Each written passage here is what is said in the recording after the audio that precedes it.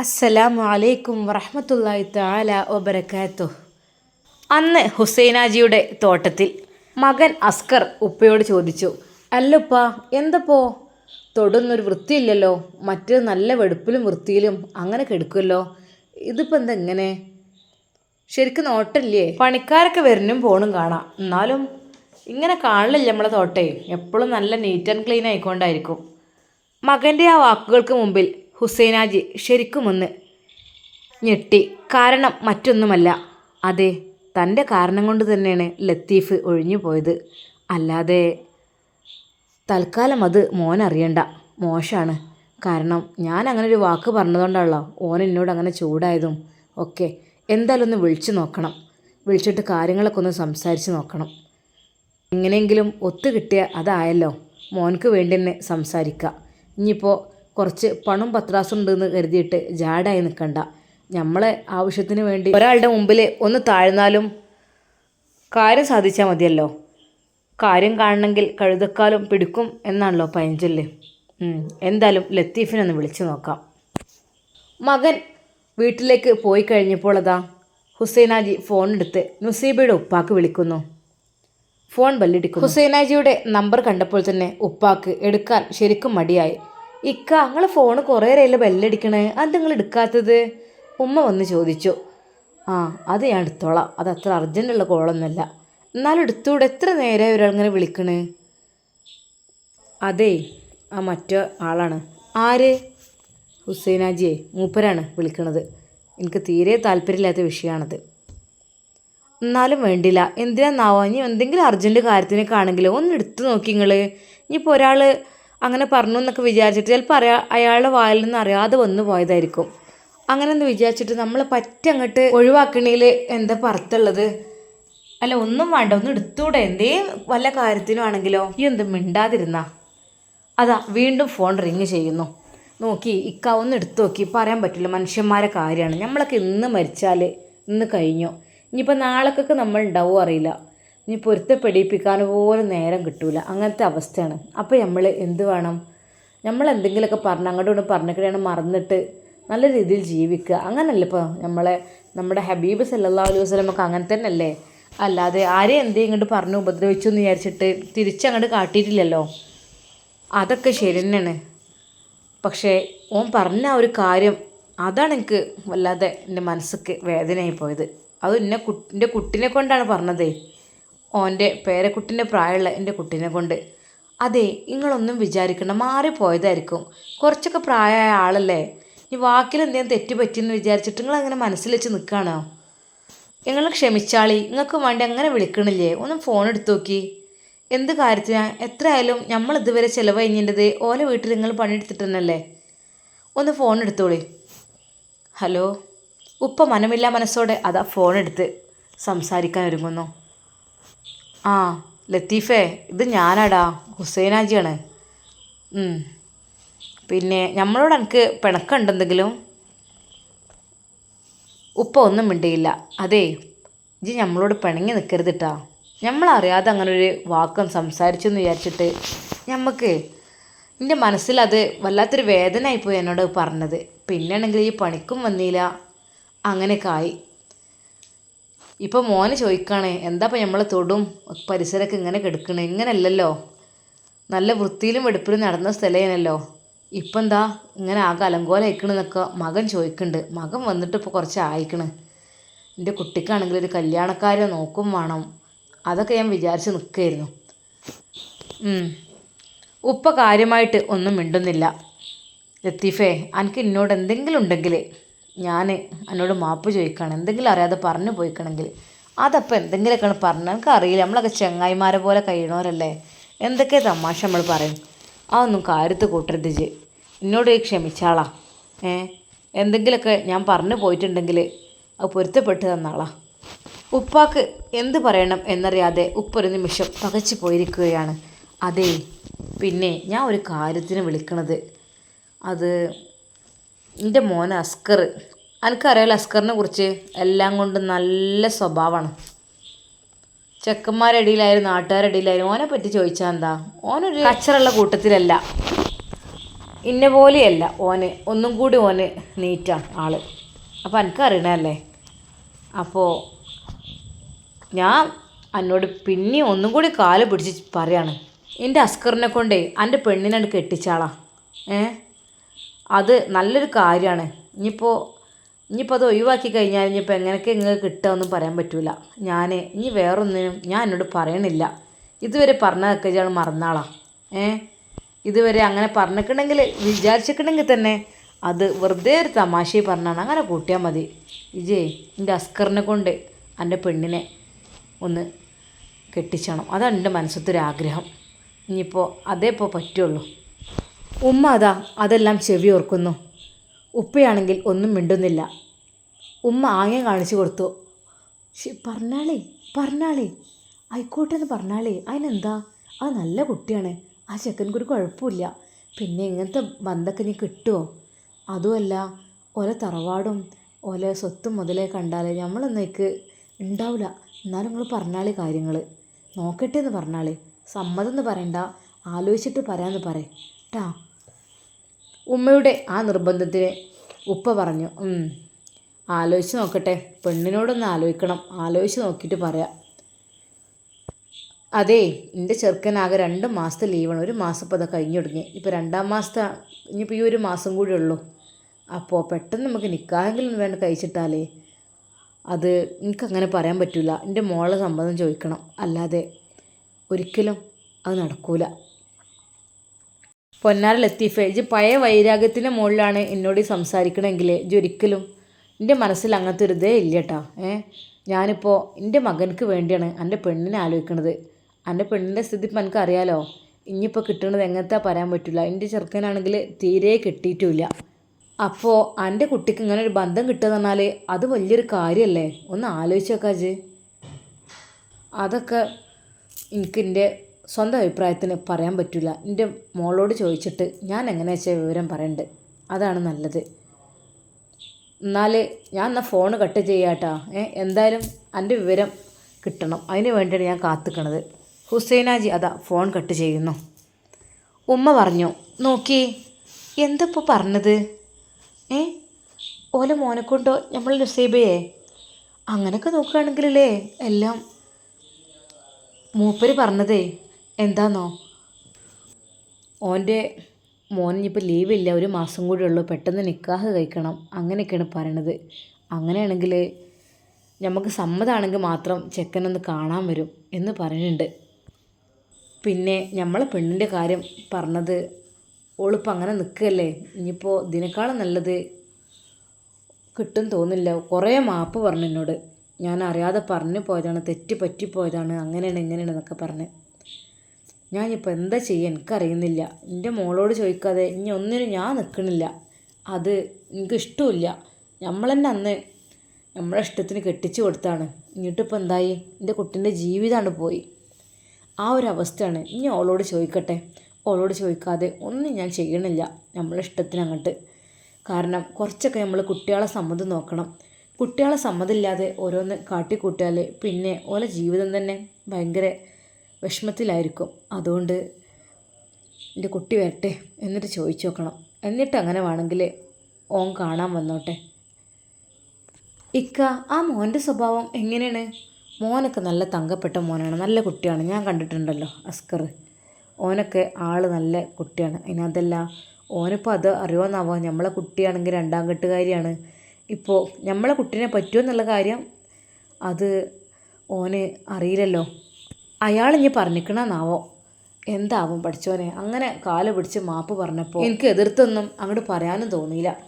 എന്താ ഇപ്പം ഞാൻ ചെയ്യുക എനിക്കറിയില്ല. എന്തായാലും മോള് വരട്ടെ, മോള് വന്നിട്ട് നമുക്കൊന്ന് പറഞ്ഞു നോക്കാം. മോളൊന്ന് കാണാനും ഇല്ലല്ലോ, കുറേ നേരമായല്ലോ. വരുന്നുണ്ട്, നല്ല പെരും മഴയല്ലേ. ഉമ്മ അസ്സലാമു അലൈക്കും. വാലൈക്കും അസ്സലാം. ഉപ്പ അസ്സലാമു അലൈക്കും. വാലൈക്കും അസ്സലാം. മോളെ ഇന്നെന്താ നേരം വൈകിയല്ലോ കുറച്ച്? ഉപ്പ അത് നേരം വൈകിയതല്ല, കണ്ടില്ല, നല്ല ഇരുട്ട് കുത്തി മഴ വരികയാണ്. അപ്പോൾ ഞങ്ങളാകെ പേടിച്ചു. എടി ഓൾക്ക് ചായ കൊടുക്ക്. എന്നാ മോളെ, ഇതാ ചായയൊക്കെ എടുത്തു വെച്ചിട്ടുണ്ട്, ഇതത് കുടിച്ചോ. പതിവില്ലാത്ത ഒരു സ്വീകരണം. എന്നും നിസ്കാരം കഴിഞ്ഞ് എല്ലാം കഴിഞ്ഞതിന് ശേഷമാണ് നുസൈബ ചായ കുടിക്കാനും ഒക്കെ വരികയുള്ളൂ. ഉമ്മ, ഞാൻ നിസ്കരിച്ചിട്ടൊക്കെ വരാം, ഒന്ന് ഫ്രഷ് ആവട്ടെ. മോളത് കുടിച്ച് പോയിക്കോ, നല്ല മഴയും തണുപ്പുമല്ല, ചൂടുള്ള ചായ എന്ന് കിട്ടുമ്പോൾ നല്ലൊരു സുഖമായിരിക്കും. ഉമ്മ, ഞാൻ അപ്പം വരാം.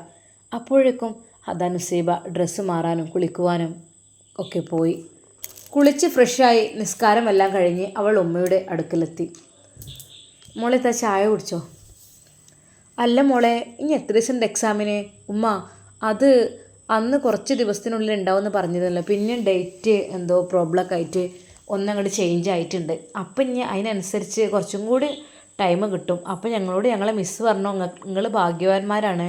സാധാരണയായിട്ട് ഈ കോഴ്സിനൊക്കെ ചേർന്ന് കുറച്ചാകുമ്പോൾ തന്നെ എക്സാമൊക്കെ തുടങ്ങും. ഇതേതായാലും കുറച്ച് നീണ്ടിട്ടുണ്ട്, അതുകൊണ്ട് നിങ്ങൾക്ക് നന്നായിട്ട് പഠിക്കാം, ഈ ക്ലാസ്സിലെ എല്ലാവർക്കും റാങ്ക്, നല്ല ഉയർന്ന റാങ്ക് തന്നെ വാങ്ങാം എന്നൊക്കെ പറഞ്ഞിട്ടുണ്ട്.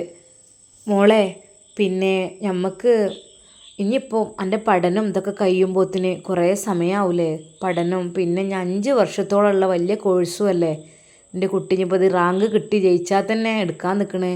അതൊക്കെ കഴിഞ്ഞാകുമ്പോഴത്തിന് പിന്നെ ഡോക്ടർ ആയി ഇറങ്ങുമ്പോഴൊക്കെ ശരിക്കും 5-6 കൊല്ലം പോലെ ആവും. അപ്പോൾ നമുക്ക് പറയാൻ പറ്റൂലല്ലോ, മനുഷ്യന്മാരെ സ്ഥിതിയല്ലേ. എന്താ നിങ്ങൾ പറയണത്?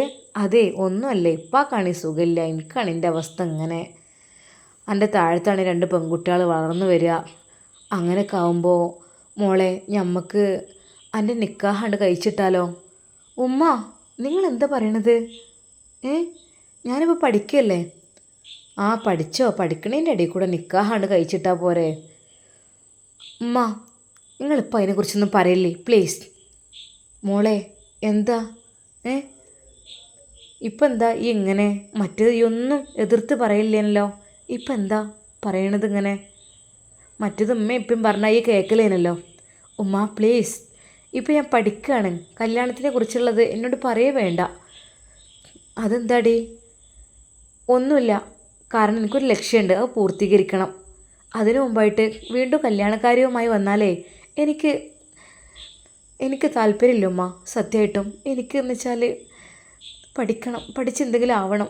എൻ്റെ ഒരു ജീവിതം അങ്ങനെ ആയിപ്പോയത് ഉമ്മ കണ്ടതല്ലേ, ഇനിയും എന്നെ അതിലേക്ക് തള്ളിവിടുകയാണോ? മോളെ, അങ്ങനെയൊന്നുമല്ല, നല്ലവരും ഉണ്ടാവും, ചീത്ത ആളുകളും ഉണ്ടാവും. ചിലപ്പോൾ നമുക്ക് കിട്ടണത് നല്ലതാണെങ്കിലോ? ഉമ്മ, നിങ്ങൾ എന്താണ് പറയുന്നത്? അത് മോളെ, നമുക്കെല്ലാം കൊണ്ടും ഗുണം ഉള്ള സംഭവമാണ്. എന്ത്? എൻ്റെ നിക്കാഹോ? എൻ്റെ നിക്കാഹ് കൊണ്ട് അങ്ങനെ വരുമോ? മോളെ, നിൻ്റെ നിക്കാഹ് കഴിച്ചു കഴിഞ്ഞാൽ നിൻ്റെ കാര്യം അങ്ങോട്ട് ശരിയാവുമല്ലോ. ഉമ്മ, ഇപ്പോൾ എന്നെക്കൊണ്ട് നിങ്ങൾക്കൊരു ഭാരമായോ? ഭാരമായിട്ടല്ല മോളെ, ഉമ്മയും പാപ്പയും ജീവിച്ചിരിക്കണ കാലത്ത് ഒരാളുടെ കയ്യിൽ പിടിച്ച് ഏൽപ്പിച്ച് കഴിഞ്ഞാൽ അതല്ലേ ഏറ്റവും നല്ലത്. അതുകൊണ്ടാണ്. എന്നാൽ പിന്നെ ഞങ്ങൾക്ക് സമാധാനത്തോടെ കണ്ണടക്കാലോ. ഉമ്മ, നിങ്ങൾ എന്താണ് ഇപ്പോൾ ഈ പറയുന്നത്? ഞാനിപ്പോൾ പഠിക്കല്ലേ, ഒന്ന് കംപ്ലീറ്റ് ആക്കട്ടെ. മോളെ, പഠിച്ചോ, നിക്കാഹ് കഴിഞ്ഞിട്ടും പഠിക്കാലോ. ഉമ്മ പ്ലീസ്, ഇതിനെക്കുറിച്ച് എന്നോടിപ്പോൾ പറയരുത്. എന്താ നുസൈബ? ഉമ്മയും പാപ്പയും പറഞ്ഞാൽ എനിക്ക് എന്ത് കേട്ടൂടെ? ഇപ്പം എന്നോടൊന്നും പറഞ്ഞിട്ടില്ലല്ലോ, ഉമ്മയല്ലേ പറഞ്ഞത്. ഉപ്പ പറയുമ്പോൾ ഞാൻ അനുസരിച്ച് പറഞ്ഞോളാം. നുസൈബാക്ക് സങ്കടവും ദേഷ്യവും ഒരുമിച്ച് വരികയാണ്. മോളെ, ഈ ഇങ്ങനെയൊന്നല്ലേ ഇരുന്നല്ലോ, എന്തപ്പം എനിക്ക്? എൻ്റെ മനസ്സിലെന്താ? സത്യം പറയടി. ഉമ്മ, ഒന്നുമില്ല, ഞാൻ പഠിക്കണ വിചാരിച്ചിട്ടാണ്, എനിക്ക് തീരെ താല്പര്യമില്ല ഇപ്പോൾ ഒരു നിക്കാഹിനെ കുറിച്ചും. മോളെ, നിക്കാഹ് കഴിച്ചിട്ടാൽ മതി, അങ്ങോട്ട് പോകുമൊന്നും വേണ്ട, അതിനുറപ്പിന്. ഉമ്മ, ഈ ഒരു വിഷയവുമായിട്ട് എൻ്റെ അടുത്തേക്ക് വരണ്ട ഉമ്മ. എനിക്ക് സത്യമായിട്ടും ഞാൻ ഇപ്പോൾ ഒരിക്കലും അത് വിചാരിക്കുന്നില്ല. ഉമ്മ ഉപ്പയുടെ അടുക്കലേക്ക് ചെന്നു. അതേ, മോൾ എതിർക്കുകയാണ്, മോൾക്ക് താല്പര്യമില്ല. ഈ ആളാരാന്നൊക്കെ പറഞ്ഞോ? അതൊന്നും ഞാൻ പറഞ്ഞിട്ടില്ല, ഒരു കല്യാണക്കാരെ പറഞ്ഞിട്ടുള്ളൂ. നിക്കാഹിൻ്റെ കാര്യം, നിക്കാഹ് കഴിച്ചിട്ട് പഠിക്കാമെന്ന്. അവൾക്ക് താല്പര്യമേ ഇല്ല, എന്താ അറിയില്ല, അത്രയും മുറിച്ചോള് പറയുന്നുണ്ട്. വേണ്ട തന്നെ, ഞാൻ പഠിക്കട്ടെ, പഠിച്ചെന്തെങ്കിലും ആവട്ടെ, എൻ്റെ ഒരു ജീവിതം അങ്ങനെ ആയില്ലേ, അതൊക്കെയാണ് പറയണത്. ഞാൻ ഇഞ്ഞോളെ മുഖത്ത് നോക്കി ഒന്നും പറയണില്ല, കാരണം ഒരു വട്ടം ഞാൻ പറഞ്ഞതാണ് എൻ്റെ കുട്ടീനോട്, അതങ്ങനെയായി. അതുകൊണ്ട് ഇനി ഞാൻ അതിൽ ഇടപെടാൻ വരുന്നില്ല. ഹയറാണെങ്കിൽ നിക്കാഹ് ഞാൻ ചെയ്തു കൊടുക്കും. അതും ചെക്കൻ്റെ ആ നല്ല സ്വഭാവം കണ്ടിട്ട് മാത്രം. അല്ലാതെ ഒരിക്കലും. ഇക്ക, നിങ്ങൾ അങ്ങനെയൊന്നും പറയല്ലേ. അതെ, മുസ്ലിമായ ആൾക്കാർ ഇങ്ങനെ തെറ്റിപ്പിരിഞ്ഞ് നിൽക്കാനൊന്നും പാടില്ല. അത് ഞാൻ തെറ്റി നിന്നതല്ലല്ലോ. ഓൻ എന്നോട് പറഞ്ഞ വാക്കെന്താ അത് ആലോചിച്ചിട്ടാണ് എനിക്ക്. എൻ്റെ കുട്ടിയല്ലോളൊന്നുമില്ലെങ്കിൽ ആ ഒന്നും സാരില്ല, അറിയാതെ പറ്റിപ്പോയതേക്കാരം. നിങ്ങളോട് ക്ഷമയും പറഞ്ഞില്ലേ, ഇനിയിപ്പോൾ അതിനെക്കുറിച്ച് പറയണ്ട. നമുക്ക് നമ്മളെ കുട്ടിക്ക് ഹയറായൊരു ജീവിതം കിട്ടുകയാണെങ്കിൽ അതല്ല നല്ലത്. അതും അസ്കർ എന്ന് പറഞ്ഞാൽ ചെക്കന് നല്ല ചെക്കനാണ് എന്ന് നിങ്ങളും പറഞ്ഞല്ലോ. ചെക്കനൊക്കെ നല്ലത് തന്നെയാണ്, ഒന്നും കൊണ്ടൊരു കുറവുമില്ല. എന്നാലും അതെ ഇക്ക, നിങ്ങൾ ഇനി കൂടുതലായി ഒന്നും ആലോചിക്കണ്ട. ഹയറാണെങ്കിൽ നടക്കട്ടെ, ഷെറാണെങ്കിൽ ഒഴിഞ്ഞു പോട്ടെ. അത് പഠിച്ചവനോട് പ്രാർത്ഥിക്കാം, അതാ നല്ലത്.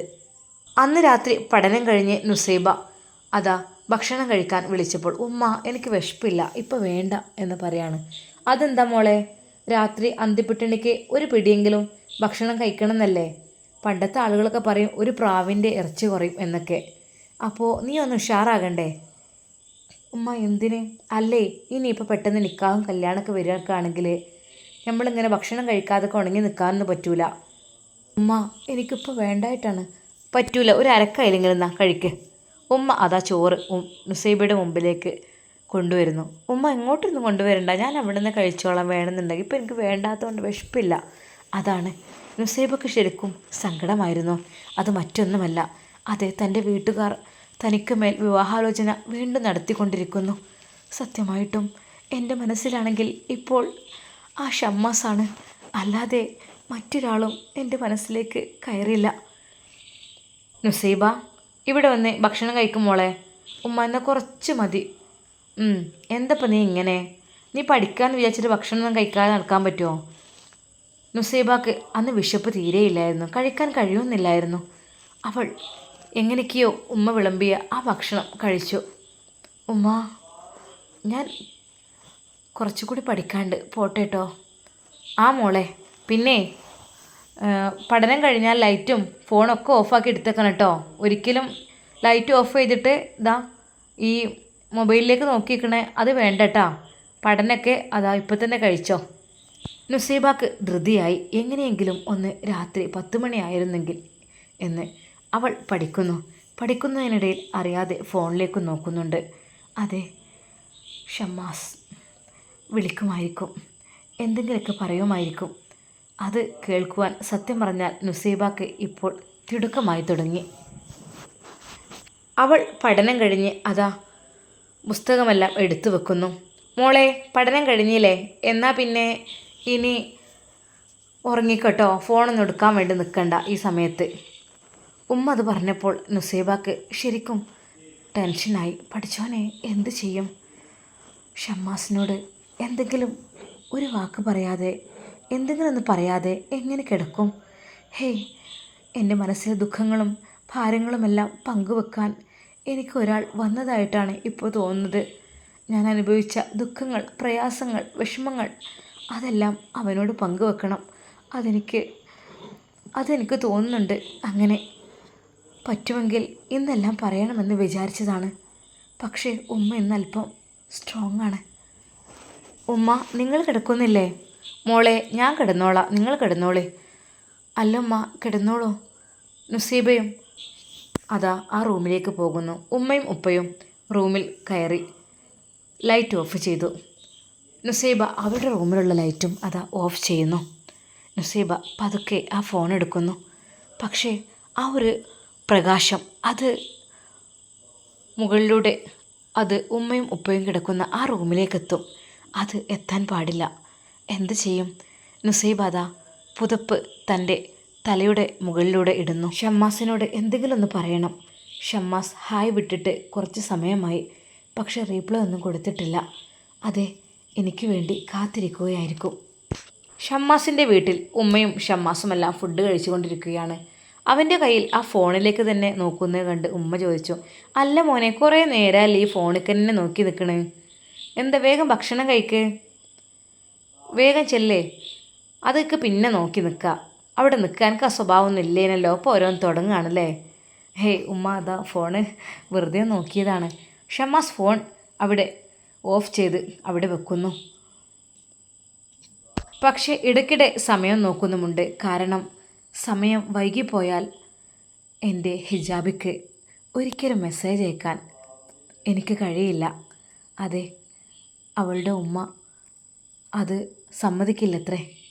അപ്പോൾ അതിനു മുമ്പായിട്ട്, അവൾ ഉറങ്ങുന്നതിന് മുമ്പായിട്ട് എന്തെങ്കിലുമൊക്കെ ഒന്ന് ചോദിക്കണം, അതാണ് ആഗ്രഹം. പക്ഷേ ഉമ്മയുടെ മുമ്പിൽ നിന്ന് ഫോണിലേക്ക് നോക്കിയിരുന്നിട്ട് അതും ഉമ്മ പറയുന്നു. പക്ഷേ സമയം അത് 10 മണി ആയി തുടങ്ങി. ഇനിയിപ്പോൾ പക്ഷേ ഉമ്മയാണെങ്കിൽ സംസാരിച്ചു കൊണ്ടിരിക്കുകയാണ് ഓരോ കാര്യങ്ങൾ. മോനെ, നീ എന്താ ഞാൻ പറയുന്ന ചില കാര്യങ്ങൾക്കൊരു റീപ്ലൈ തരാത്തത് എന്താ? അല്ലെങ്കിൽ എൻ്റെതെല്ലാം നീ കേട്ടിരുന്നല്ലോ. ഉമ്മ, അത് ഞാൻ അറിയാതെ. എന്താ മോനെ അറിയാതെ? ഇടയ്ക്കിടയ്ക്ക് അറിയാതെ ഇങ്ങനെ പോണുണ്ടല്ലോ. എന്ത് സംഭവം? എങ്ങോട്ടാണ് ചിന്ത പോകുന്നത്? ഉമ്മ അവനോട് പറയുന്നത് കേട്ടുകൊണ്ട് മുകളിൽ നിന്ന് അതാ ഫസീലത്ത ഇറങ്ങി വരുന്നു. ചിന്ത പോകും. ചിന്തയൊക്കെ പോവാതിരിക്കുമോ? ഇനിയിപ്പോൾ അങ്ങനെയൊക്കെ തന്നെയല്ലേ? ഇത്തയുടെ ആ ഒരു സംസാരം ഷമ്മാസിന് തീരെ ഇഷ്ടപ്പെട്ടില്ല. അവൻ എന്ത് പറയണമെന്നറിയാതെ ഒരു നിമിഷം മിണ്ടാതെ നിന്നു. ഉമ്മയോട് പറഞ്ഞു, ഉമ്മ ഒന്നും പറയണ്ട. അതേ, ഷാമോനോട് പെണ്ണ് കാണാൻ വേണ്ടിയിട്ടുള്ള ഡേറ്റ് ഫിക്സ് ആക്കാൻ പറഞ്ഞിട്ടുണ്ട്. ഫസീല ആ കോണിൽ നിന്ന് ഉറക്കെ വിളിച്ചു പറയുന്നു. ഷമ്മാസ് ഞെട്ടിപ്പോയി. ഉമ്മ, മോനെ, അതങ്ങനെ പറയുമോ? സാരല്ല. ഷമ്മാസേ, അതാ ഫസീലത്ത ഷമ്മാസിൻ്റെ അടുക്കിലേക്ക് വരുന്നു. എന്താ ഷമ്മാസേ നമ്മളൊന്നൊരു മൈൻഡില്ലാത്തത്? ഞാൻ ഒരു കാര്യം നിന്നോട് പറഞ്ഞിട്ട് എത്ര ദിവസമായി? അവരെത്ര ദിവസമായി വെയിറ്റ് ചെയ്ത് നിൽക്കുന്നു. എന്തെങ്കിലും ഒരു റീപ്ലൈ കൊടുത്ത് ഒന്ന് പോയിക്കൂടെ? ഞാൻ എന്ത് പറയണം നിൻ്റെ കാര്യത്തിൽ? ഇത്താ, ഞാൻ പറഞ്ഞല്ലോ ഇത്തയോട് എനിക്ക് താല്പര്യമില്ല ഇപ്പോൾ എന്ന്. ഷമ്മാസേ, നിനക്ക് താല്പര്യമില്ല അത് നീ പറയുന്നുണ്ട്, ശരിയാണ്. പക്ഷേ നിനക്ക് വേറെ താല്പര്യങ്ങളുണ്ടാവും നിൻ്റെ മനസ്സിൽ, അതുകൊണ്ടായിരിക്കും. പിന്നെ നീ പെണ്ണ് കെട്ടാൻ പ്രായമായില്ലേ, ഇനി എങ്ങോട്ടാണ്? അതുകൊണ്ട് പറ്റുകയാണെങ്കിലേ നാളെ തന്നെ വാ, നമുക്ക് പോകാം. ഇനിയിപ്പോൾ നിന്നെ എപ്പോഴും ഇങ്ങനെ വെയിറ്റ് ചെയ്ത് നിൽക്കാൻ പറ്റുമോ? ഞാൻ അവരോട് പറഞ്ഞു പോയി, അല്ലെ പറയേണ്ടില്ലായിരുന്നു. എൻ്റെ ഭാഗത്ത് തന്നെ തെറ്റ്, ഞാൻ തന്നെ പറഞ്ഞത്, പറയാനുള്ളത് പറഞ്ഞു. പുതിയാപ്പിള കാണാൻ വരുന്നതും കാത്ത് എല്ലാവരും അവിടെ കാത്തു നിൽക്കുകയാണ്. ഇങ്ങനെയൊക്കെ ചതി ചെയ്യാൻ പാടുണ്ടോ? ഇതൊക്കെ വിശ്വാസവഞ്ചനല്ലേ? ഇത്ത, ഞാനതിനൊന്നും പറഞ്ഞില്ലല്ലോ. ഫസീല, ഉമ്മ വിളിക്കുന്നു. അതെ, ഓനക്ക് ഇഷ്ടമല്ലാതെ എന്തിനാണ് ഓനെങ്ങനെ നിർബന്ധിക്കണേ? ഓനെ നിർബന്ധിക്കേണ്ട ഒരു ആവശ്യമില്ലല്ലോ. ഓന് വേണമെന്ന് വെച്ചാൽ ഓൻ പോവൂലേ, പിന്നെന്താ? അങ്ങനെ നിർബന്ധിച്ച് പെണ്ണ് കാണാൻ പോയിട്ടെന്താ? അങ്ങനെയെങ്കിലും മനപ്പൊരുത്തില്ലാത്ത കൊണ്ടുവന്ന എന്തായിരിക്കും സ്ഥിതി? ഉമ്മയും മോനൊരു കൂട്ടാണല്ലോ, പിന്നെ എല്ലാ കാര്യത്തിലും. അതിനു വേണ്ടി ഉമ്മാനെ സോപ്പിട്ട് നിർത്തണുണ്ട്. എന്നാലും ഈ തറവാട്ടുകാർ ചതിച്ചേ പോലൊന്നും ആരും ചതിച്ചിട്ടില്ല. ഈ ആര് ചതിച്ചു എന്നാണ് ഈ പറയണത്? ആരെവിടെ ചതിച്ചത്? അങ്ങനെയാണെങ്കിൽ ആദ്യം തന്നെ ആ ഒരു കുട്ടി ഇവനോട് ചോദിക്കണ്ടേ, ഇങ്ങനെ എനിക്കൊരു ആങ്ങളുടെ മോളുണ്ട്, എനിക്ക് ഇഷ്ടപ്പെടും, നമുക്കൊന്ന് കാണാൻ പോവുക. ഈ അതിൻ്റെ മുമ്പ് തന്നെ ഫോട്ടോ ഒക്കെ അയച്ചു കൊടുത്തെന്ന് പറഞ്ഞല്ലോ. ഫോട്ടോ കിട്ടാനാണ് പണി, അതോ എൻ്റെ ഡീപ്പ് എടുത്ത് നോക്കിയാൽ എൻ്റെ വിട്ടെടുത്താണ്. അല്ലാതെ ഇപ്പോൾ ഇത്ത, എന്നാലും എന്നോട് ചോദിക്കാതെ എന്തിനാണ് അങ്ങനെ ചെയ്തത്? അവരിപ്പോൾ എത്ര പ്രതീക്ഷയിലായിരിക്കും? ഷമ്മാസേ, ഇവിടെ ഈ മാത്രമൊന്നുമല്ല ആണുങ്ങൾ, എത്രയോ ആണുങ്ങളുണ്ട്. അന്നെ മാത്രം ഇവിടെ വലിയ പുതിയാപ്പിളായി സ്വീകരിക്കണം അതുമില്ല. പക്ഷേ പിന്നെ എൻ്റെ സ്വഭാവം കാര്യങ്ങളൊക്കെ കണ്ടുകൊണ്ടാണ് ഞാൻ അവരോട് പറഞ്ഞത്, വേറൊന്നുമല്ല. പെട്ടെന്ന് ഷമ്മാസ് ഫോൺ എടുത്ത് നോക്കി. 10:10. പഠിച്ചോനെ. ഷമ്മാസ് പെട്ടെന്ന് അവിടെ നിന്ന് എണീറ്റു. അവൻ പെട്ടെന്ന് റൂമിലേക്ക് പോകാൻ ഒരുങ്ങുകയാണ്. അപ്പോഴേക്കും ഫസീലത്ത് പറഞ്ഞു, ഷമ്മാസ് എവിടേക്കാണ് ഓടുന്നത്? മറ്റേത് 11 വരെ ഉമ്മയോടും ഒക്കെ സംസാരിച്ചിരിക്കുകയാണല്ലോ, ഇപ്പം എന്താ വേഗം ഓടുന്നത്? കാത്തിരിക്കുന്നുണ്ടാവില്ലേ ആരെങ്കിലൊക്കെ? ഷമ്മാസിനത് കേട്ടപ്പോൾ ശരിക്കും ആകെ ചമ്മലായിപ്പോയി. ഈ ഇത്താത്തറമ്പേ, എന്താ ഇങ്ങനെ? അവൻ ഉമ്മയുടെ മുഖത്തേക്ക് ദയനീയമായി നോക്കി. മോൻ കിടന്നോ? രാവിലെ 4 മണിക്ക് എണിക്കാനുള്ളതല്ലേ? മറ്റവർക്കൊക്കെ എപ്പോഴാണ്? അവരൊക്കെ എണീറ്റിട്ട് പിന്നെയും കിടക്കും, നിസ്കാരം കഴിഞ്ഞ്, അങ്ങനെയൊക്കെയല്ലേ. എൻ്റെ കുട്ടി എന്ന് പറഞ്ഞാൽ 4 മണിക്ക് എണീറ്റാൽ പിന്നെ ഉറങ്ങൂല. പിന്നെ തഹജ്ജുദും ഖുർആൻ പാരായണവും പള്ളിയിൽ പോലും പിന്നെ ഷോപ്പിൽ പോലും ഒക്കെ കഴിഞ്ഞിട്ട് ഓൻ ഉറങ്ങിക്കോട്ടെ, അതിനെന്താ, ഓൻ പോയെന്ന് വിചാരിച്ചിട്ട് ഉമ്മ ഫസീലത്തിയോട് പറഞ്ഞു. ഒന്നുമില്ല, നിങ്ങളെന്തായാലും ഒരു ടീമാണല്ലോ, എന്തൊക്കെ തന്നെയായാലും. എന്താ ഫസീല ഈ പറയണത്? കല്യാണക്കാരെന്നൊക്കെ പറഞ്ഞാലേ അത് മനപ്പൊരുത്തം നല്ല രീതിയിൽ വേണം, എങ്കിൽ തന്നെ നടക്കുള്ളൂ. അല്ലാതെ ഇഷ്ടമില്ലാത്തവരെ പിടിച്ച് കെട്ടിച്ച് കഴിഞ്ഞാൽ അവരുടെ ജീവിതം ഒരിക്കലും നല്ല രീതിയിൽ മുന്നോട്ട് പോകില്ല. ഇപ്പോൾ ഷമ്മാസിന് ഇഷ്ടമല്ല, നിൻ്റെ ആങ്ങളുടെ കുട്ടിക്ക് ഇഷ്ടമാണ്. അങ്ങനെ ആയിക്കഴിഞ്ഞാൽ എന്താ? ഓൻകോളെ മനസ്സറിഞ്ഞ് സ്നേഹിക്കാൻ പറ്റുമോ? ഒരിക്കലുമില്ല. അപ്പോൾ നമുക്കൊന്ന് ആലോചിച്ചിട്ടൊക്കെ ചെയ്താൽ പോരെ? അങ്ങനെയൊക്കെ ചെയ്യണതിന് മുമ്പ് ജസ്റ്റ് ഒന്ന് ഓനോട് ചോദിക്കുക. അങ്ങനെയൊക്കെയല്ലേ വേണ്ടത്? ഇതിപ്പോൾ ഒന്നും നോക്കാതെ അവനാൻ്റെ ഇഷ്ടത്തിന് അങ്ങോട്ട്. ഉമ്മ, എനിക്കറിയാം എന്തൊക്കെ തന്നെയായാലും നിങ്ങൾ ഷമ്മാസിൻ്റെ ഭാഗത്താണ്. ഓൻ്റെ ഇഷ്ടം എന്താ അത് നിങ്ങൾ നടത്തി കൊടുക്കും, അത് എനിക്ക് ഉറപ്പുണ്ട്. അതിനെന്താ, എൻ്റെ ഇഷ്ടങ്ങളൊക്കെ നടത്തി തരുന്ന ആളല്ലേ, അതിനിപ്പോൾ എന്താ കുഴപ്പം? ഫസീല, ഞാൻ എന്നോട് സംസാരിക്കാനില്ല. എന്തായാലും ഈ അതിൻ്റെ അപ്പുറം അപ്പുറം പറഞ്ഞ് അങ്ങനെ പോകും. സംസാരിക്കാനും കേൾക്കാനൊക്കെ ആൾക്കാർ വരും ഇനി, അപ്പോൾ നോക്കാം. അവൾ ദേഷ്യം പിടിച്ച് അതാ മുകളിലേക്ക് കയറിപ്പോകുന്നു. ഷമ്മാസ് അതാ ഫോൺ എടുക്കുന്നു. ഹിജാബി ഓൺലൈനിലുണ്ട്. ഹിജാബി. ആ ഒരു മെസ്സേജ് കണ്ടപ്പോൾ ശരിക്കും നുസൈബയുടെ മനസ്സിൽ സന്തോഷമായി. ഹായ് ഷമ്മാസ്. ഹിജാബി, ഫുഡ് കഴിച്ചോ? കഴിച്ചു. കിടന്നോ? ആ, കിടക്കുവാൻ നിൽക്കുകയാണ്. ആ, പിന്നെ നീ പറഞ്ഞിരുന്നല്ലോ നിൻ്റെ വിഷമങ്ങളും നിൻ്റെ ദുഃഖങ്ങളും ഒക്കെ എന്നോട് പറയും എന്നൊക്കെ. ഷമ്മാസ്, അത് എൻ്റെ വിഷമങ്ങൾ അത് ഞാൻ സഹിച്ചോളാം. അത് ഷമ്മാസിനോടുകൂടി പറഞ്ഞ് വെറുതെ എന്തിനാ വിഷമിപ്പിക്കണേ? അതെ, ഒരാളോട് പങ്കുവെച്ച് കഴിഞ്ഞാൽ അല്പം ആശ്വാസം കിട്ടും എന്ന് കരുതിയിട്ടാണ്. ഹിജാബി, പറയൂ, ആദ്യ ഭർത്താവ് ആരായിരുന്നു? ആദ്യ ഭർത്താവിന് എന്തായിരുന്നു ജോലി? എന്തുകൊണ്ടാണ് നിന്നെ അവൻ ഡൈവേഴ്സ് ചെയ്തത്? എന്തായിരുന്നു കാരണം? നീ അവിടെ എത്ര നിന്നു? അതൊക്കെ എനിക്കറിയാൻ നല്ല താല്പര്യമുണ്ട്. പക്ഷേ ഒരിക്കലും ഞാൻ നിർബന്ധിക്കൂല. നിനക്ക് ഇഷ്ടമുണ്ടെങ്കിൽ, നിനക്ക് സമ്മതമാണെങ്കിൽ മാത്രം ഞാനത് കേൾക്കും. അല്ലാതെ ഒരിക്കലും നിർബന്ധിച്ച് ഞാൻ ചോദിക്കല്ല. നിനക്ക് സമ്മതമാണെങ്കിൽ എന്നോട് ആ സ്റ്റോറിയൊക്കെ പറഞ്ഞാൽ എനിക്കൊന്ന് അറിയാമായിരുന്നു നിൻ്റെ ജീവിതത്തെക്കുറിച്ച്. പിന്നെ ഹിജാബി, ഒരു സന്തോഷ വാർത്ത പറയാനുണ്ട് കേട്ടോ. എന്താ? അത് നമ്മളുടെ ഷോപ്പോ? അതെ, മൊബൈൽ ഷോപ്പിൻ്റെ രണ്ടാമത്തെ ഷോപ്പിൻ്റെ പണി നടന്നുകൊണ്ടിരിക്കുകയാണ്. വളരെയധികം സ്പീഡിലാണ് രണ്ടാമത്തെ ഷോപ്പ്. ഏകദേശം കാര്യങ്ങൾ സെറ്റായി തുടങ്ങുന്നുണ്ട്. ഇൻഷാ അല്ലാ, അന്ന് ഞാൻ വിളിച്ചിരുന്നല്ലോ നിങ്ങളുടെ കോളേജിലെ എല്ലാവരെയും ആ ഉദ്ഘാടന കർമ്മത്തിന്.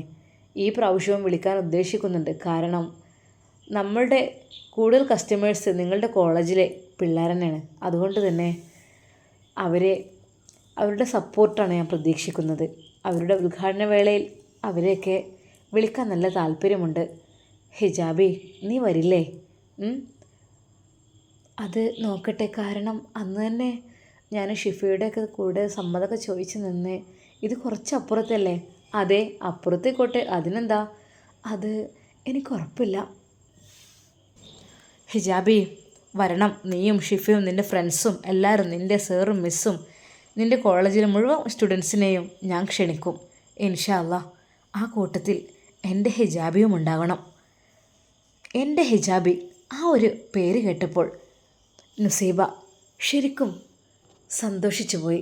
അവളുടെ മനസ്സിൽ വല്ലാതെ എന്തൊക്കെയോ ചിന്തകൾ അതാ ഉയർന്നു വരുന്നു. പടച്ചോനെ, എൻ്റെ ജീവിതത്തിലെ നല്ല കാലം എനിക്ക് തുടങ്ങുകയാണോ? ഒരു നിമിഷം നുസൈബ അള്ളാഹുവിനോട് പ്രാർത്ഥിച്ചു. ഇൻഷാ അല്ലാ, നമുക്കിതിൻ്റെ ബാക്കി ഭാഗം നാളെ കാണാം. ഞാനൊരു ക്വസ്റ്റ്യൻ ചോദിച്ചിരുന്നു. അതിന് ഒരുപാട് ആളുകൾ ഒരുപാട് കമൻസ് ഇട്ടതായിട്ട് കണ്ടു. ഭയങ്കര സന്തോഷമായിട്ട് കണ്ടപ്പോൾ. എന്താണ് പുതിയ മൊബൈൽ ഷോപ്പിൻ്റെ ഷമ്മാസിൻ്റെ പുതിയ ഷോപ്പിൻ്റെ പേരെന്താണ് ഇടാൻ നല്ലത് എന്ന് ഒരു ചോയ്സ്. അത് ഷമ്മാസ് സ്റ്റാഫിനോട് കൂടി ചോദിച്ചതാണ്. അപ്പോൾ പലരും പറഞ്ഞു, 2-3 പേരുകൾ എല്ലാവരും പറഞ്ഞു കേട്ടോ. അതിലെ കൂടുതലായിട്ട് വന്ന പേര് ഹിജാബി എന്നാണ്. ഹിജാബി മൊബൈൽസ് അല്ലെങ്കിൽ ഹിജാബി മൊബൈൽസ് വേൾഡ് എന്ന് പറഞ്ഞു. ഒരുപാട് ആളുകൾ കൂടുതൽ പറഞ്ഞത് അതാണ്.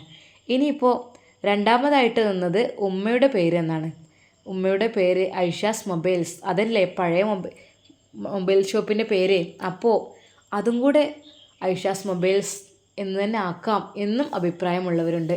പിന്നെ മൂന്നാമതായിട്ട് പറഞ്ഞത് ഉപ്പയുടെ പേരിടാം അതും പറയുന്നുണ്ട്. പിന്നെ വേറെ ഏതോ ഒരു പേരും പറഞ്ഞിരുന്നു. അതൊക്കെ പിന്നെ ഓരോ ഒന്നോ രണ്ടൊക്കെ ഉള്ളൂ. പക്ഷേ ഏറ്റവും കൂടുതൽ ആളുകൾ സെലക്ട് ചെയ്ത പേര് എന്ന് വെച്ചാൽ ഹിജാബി മൊബൈൽസ് അതാണ്. അപ്പോൾ ഇൻഷാ അല്ലാ നമുക്ക് ബാക്കി ഭാഗം കാത്തിരുന്ന് കാണാം. അപ്പോൾ എല്ലാവർക്കും അസ്സലാമു അലൈക്കും വറഹ്മത്തുള്ളാഹി തആല വബറകാതുഹു.